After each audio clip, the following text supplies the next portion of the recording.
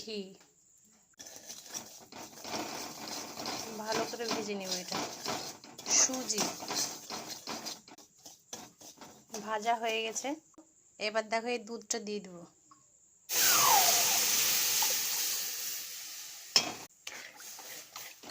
সঙ্গে সঙ্গে তাড়াতাড়ি নাড়তে হবে, না হলে তলায় লেগে যাবে। আমি প্রথমে এলাচ গুঁড়ো দিয়ে দিলাম, তারপর নাড়বো। একটু লবণ, এই দেখো ব্রাউন সুগার দিয়ে দিব, দিয়ে দিলাম। হয়ে গিয়েছে, এই যে ফুটে গেছে। এবার নামিয়ে নেব। এই দেখো নামিয়ে নিয়েছি। এবার কাজু বাদাম দিয়ে দেবো।